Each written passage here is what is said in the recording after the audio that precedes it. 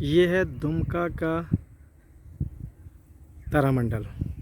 जी हाँ, ये दुमका का तारामंडल झारखंड की उपराजधानी दुमका में 3 करोड़ के लागत से बिल्डिंग का निर्माण हुआ है।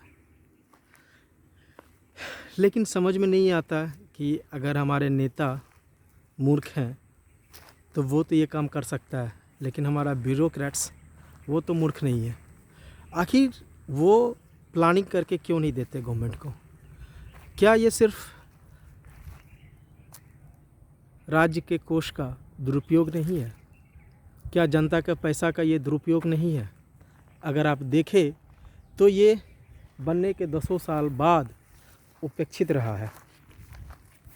ये तारामंडल एक रोज़गार का बहुत अच्छा सृजन केंद्र हो सकता था, कुछ एम्प्लॉय हो सकते थे, सरकार को कुछ राजस्व भी मिल सकता था। लेकिन सरकार के अदूरदर्शिता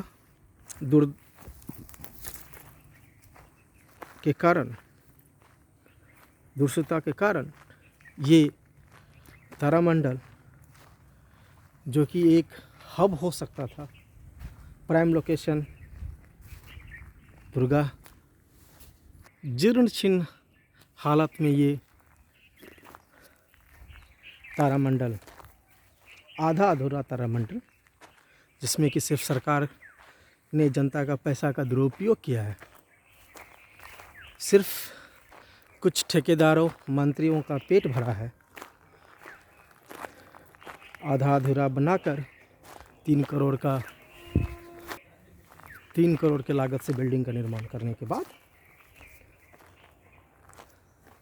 इससे एक चीज़ से आप एक और अंदाज़ा लगा सकते हैं कि ये जिससे भी ये लग रहा है कि 10 साल से ये वहीं पड़ा हुआ है।